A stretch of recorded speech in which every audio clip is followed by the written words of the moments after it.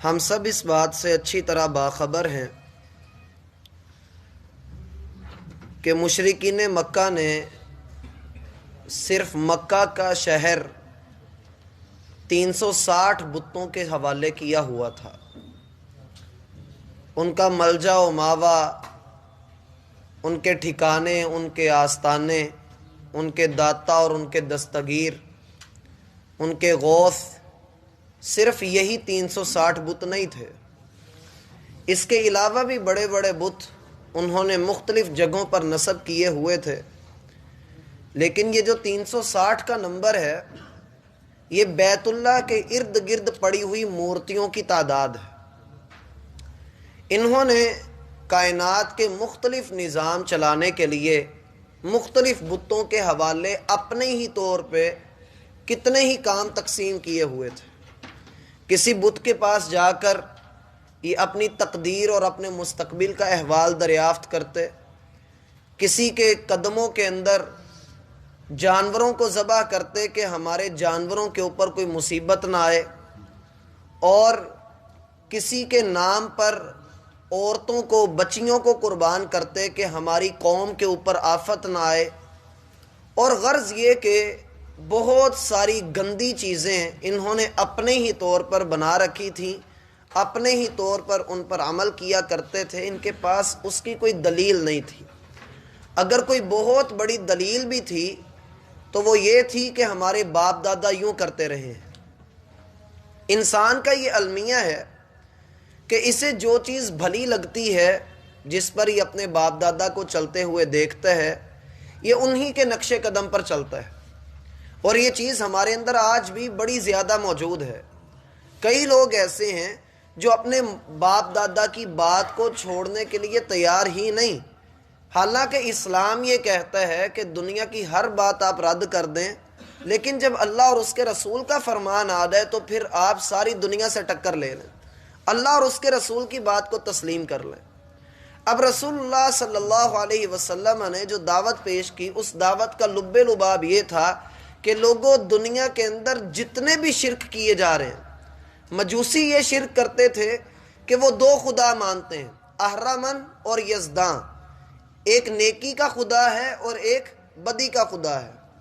اسی طریقے سے عیسائیوں نے 3 خدا تسلیم کیے، یہود نے اللہ اور عزیر علیہ السلام ان کو خدا تسلیم کیا۔ عیسائیوں نے 3 خداؤں کو، مجوسیوں نے 3 خداؤں کو، 2 خداؤں کو، اور ہندوؤں نے 33 کروڑ خدا بنائے، اور ہمارے مسلمانوں میں عقیدہ وحدت الوجود آیا۔ یہ وہ چیزیں ہیں کہ جن کی بنا پر ان آیات کی، قرآن کی طرف سے ملنے والی رہنمائی کی ضرورت پڑتی ہے کہ نہ تو اللہ کسی کے جیسا ہے، نہ اللہ رب العالمین کے جیسا کوئی ہو سکتا ہے، نہ اللہ کا وارث کوئی ہو سکتا ہے، نہ اللہ کی مثل کوئی ہے، نہ اللہ کے مثال کوئی ہے۔ وہ جیسا ہے ویسا ہی ہے جیسا اس کی شان کے لائق ہے۔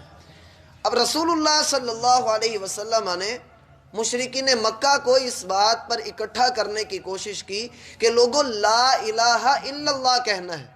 جب لا الہ الا اللہ کی بات ہے تو پھر اس بات کو سمجھ لو کہ دنیا کا کوئی اور معبود، کوئی اور مورتی، داتا، دستگیر، غوث کوئی باقی نہیں رہ جاتا، سارے کے سارے رد کر دیے جائیں گے۔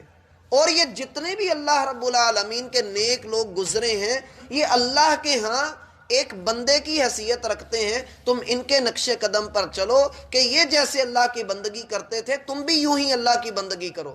یہ نہیں کہ چھت پر جانے کے لیے سیڑھی کی ضرورت ہے تو ان کو بنیاد بنا کر تم بھی ان کو سفارشی، وسیلہ، صدقہ، طفیل کا نام دے کر ان کا واسطہ ڈال کر اللہ کو آوازیں دو، ایسا ممکن نہیں ہے۔ اب جب مشرکین مکہ کو یہ بات پتہ لگی کہ محمد صلی اللہ علیہ وسلم کی دعوت یہ ہے تو انہوں نے کہا، اجعل الآلہۃ الہا واحدا، سارے معبودوں کی جگہ پر ایک معبود؟ یہ تو بڑی عجیب بات ہے، سارے معبود ختم کر دیے۔ مکہ کے مشہور 3 بت ہیں، لات، منات اور عزا۔ قرآن نے 8 بتوں کے نام ذکر کیے ہیں، 3 یہ اور 5 وہ جن کو نوح علیہ السلام کی قوم پوجا کرتی تھی، اور اس کے بارے میں ہم پہلے تفصیل سے پڑھ چکے ہیں۔ بھائی توجہ میری طرف رکھیں آپ لوگ۔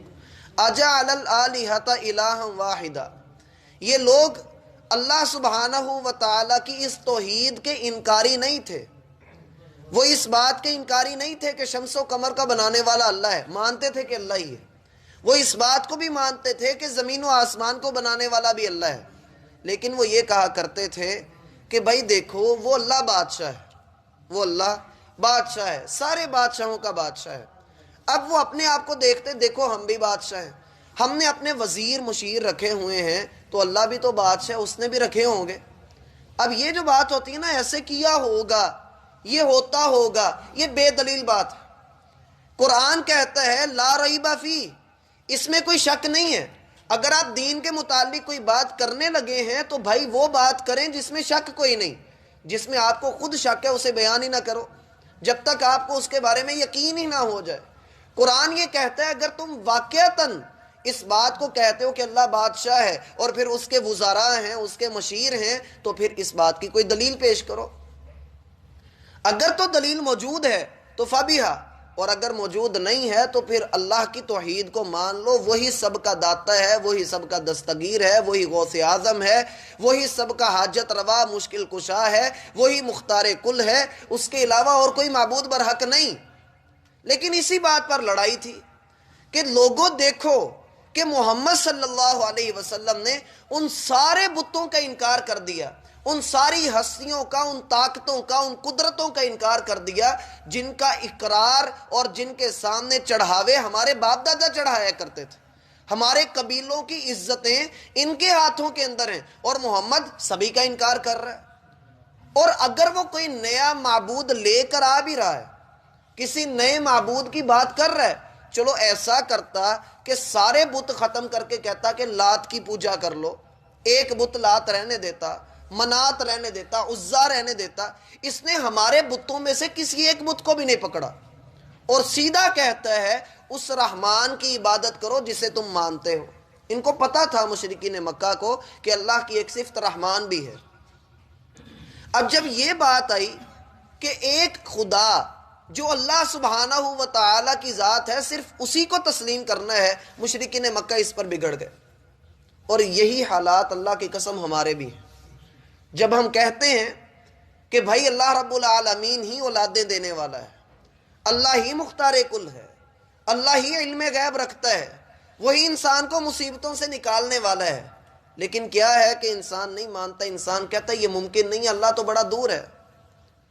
اس تک پہنچنے کے لیے بڑے رستے طے کرنے پڑتے ہیں، اور اس حوالے سے بڑے بڑے واقعات جو من گھڑت ہیں مشہور کیے گئے۔ مثلا ایک واقعہ جنید بغدادی رحمہ اللہ کے بارے میں مشہور ہے، یہ بات ذہن میں رہے کہ جو اللہ کے اولیاء گزرے ہیں، جو ولی اللہ لوگ گزرے ہیں، انہوں نے کبھی بھی لوگوں کو اس بات کا حکم نہیں دیا تھا جو لوگ آج کر رہے ہیں۔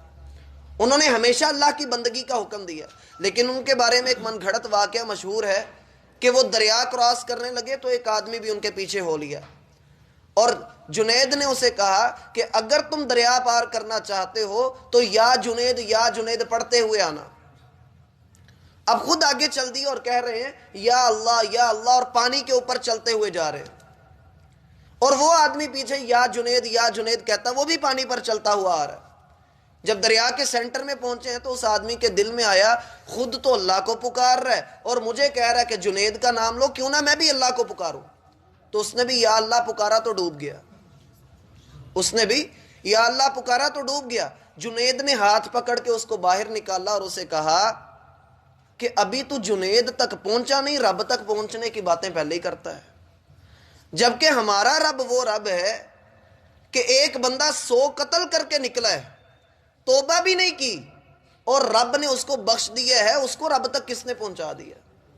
بات صرف سمجھنے کی ہے کہ اللہ کو ایک مان لیا جائے، سمجھ لیا جائے کہ وہی سب کی صداؤں کو سنتا ہے، ان کی مشکلات کو حل کرتا ہے۔ اور اگر بالفرض کوئی بندہ یہ دعویٰ کرے کہ جی نہیں وہ فلاں بھی سنتا ہے، 150 کلومیٹر کے اوپر علی حجویری رحمہ اللہ ان کو غریق رحمت کرے، ان کے اوپر کروڑوں رحمتیں کرے، وہ بڑے کمال انسان تھے، اور اگر کوئی ان کی کتاب کشف المحجوب پڑھے تو وہ کہے گا یہ وہابیوں نے لکھی ہے، ایسی توحید اس میں انہوں نے بیان کی ہے۔ شیخ عبد القادر جیلانی رحمہ اللہ، ان کی غنیت الطالبین پڑھ کر دیکھیے، اللہ کی قسم انسان کی آنکھیں کھلتی ہیں کہ یہ ہمارے وہ اسلاف گزرے ہیں جنہوں نے برصغیر کے اندر لوگوں کو توحید کی روشنی سے منور کیا، لیکن لوگ تسلیم نہیں کرتے ہیں۔ وہ 150 کلومیٹر دوری پر علی حجویری رحمہ اللہ کو پکارتا ہے، حالانکہ وہ اردو بھی جانتے ہیں، پنجابی بھی جانتے ہیں، مان لو کہ عربی اور انگریزی بھی جانتے ہیں۔ دنیا کی بقایا 3064 بولیوں میں سے 4 ان کو آتی ہیں، 3060 میں اگر کوئی ان کو پکارے تو وہ کیسے سنیں گے؟ اور اگر بالفرض وہ سنتے ہیں، 10 بندے اکٹھے پکاریں، کیا وہ سب کی سنتے ہیں؟ سن کر اس کا جواب بھی دیتے ہیں، جواب دے کر اس کی مشکل کو دور بھی کرتے ہیں، اس کو مکھن میں سے بال کی طرح نکالتے بھی ہیں۔ میرا بھائی، تیرا رب وہ رب ہے کہ رات کو بندہ سویا ہوا ہو، روح آسمانوں کے اوپر ہو، اور رب اس کی روح کی حفاظت کرتا ہے، اور انسان کو ادھر جسم کے اوپر کوئی کیڑا، کوئی مچھر حملہ کرے تو مالک 7 آسمانوں سے کس قدر تیزی سے اس کے دل کے اندر، اس کے خیال کے اندر، تخیل کے اندر خیالات ڈال کے اس کے جسم کے اندر قوتیں پیدا کرتا ہے کہ جسم کے فلاں حصے کے اوپر کوئی مچھر ہے، اس کو اپنا ہاتھ کا پنجہ لہرا کر ذرا سیدھا کر۔ یہ اللہ رب العالمین کی قدرت ہے، کسی اور کے اختیار میں نہیں۔ لیکن پھر انسان نہیں مانتا۔ اجعل الآلہۃ الہا واحدا، دنیا بڑا بڑا پکارتی ہے، اور یہاں جو سیڑھی تک پہنچنے والی بات ہے کہ سیڑھی ہونا ضروری ہے، میں نے پہلے بھی کئی مرتبہ عرض کیا، اللہ کے لیے مثال بیان کرنا کفریہ کام ہے۔ اللہ کے لیے اگر کوئی بندہ مثال بیان کرتا ہے کہ اللہ رب العالمین کا ہاتھ ہے تو اس طرح کا ہاتھ ہے، یہ کفریہ چیز ہے۔ اللہ کا چہرہ ہے تو اس طرح کا چہرہ ہے، یہ کفریہ بات ہے۔ اس بات سے پرہیز کریں۔ اسی طریقے سے اللہ سبحانہ و تعالیٰ کے لیے یہ مثال بیان کرنا کہ اس تک پہنچنے کے لیے سیڑھی کی ضرورت ہے، یہ کس نے بتا دیا؟ وہ کہتا ہے اقرب الیہ من حبل الورید، میں تیری شارگ سے بھی زیادہ قریب ہوں۔ وہ کہتا ہے مجھے پکار، میں تیری آواز کا جواب بھی دوں گا، سنوں گا بھی۔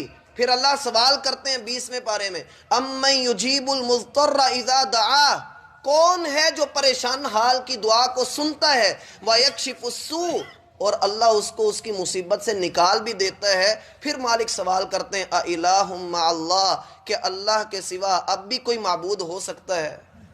بل ہم قوم یعدلون، اصل بات یہ ہے کہ قوم نے رب کو دیکھا نہیں، اس لیے انحراف کرتا ہے، اور جو دیکھا جائے نا وہ رب نہیں ہو سکتا۔ بن دیکھے ایمان لانا یہ ہمارے اوپر فرض ہے۔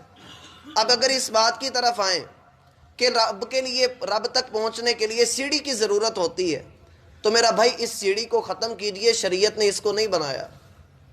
اور جو لوگ یہ سیڑھی مانتے ہیں ان کو بھی یہاں پر عقل کرنے کی ضرورت ہے۔ اللہ سبحانہ و تعالیٰ کے ہاں کوئی بندہ اپنی مرضی سے کوئی بات نہیں کر سکتا۔ سفارش، جسے ہم سفارش کہتے ہیں، پراپر چینل ہونا چاہیے۔ یہ پراپر چینل رب نے نہیں بنایا۔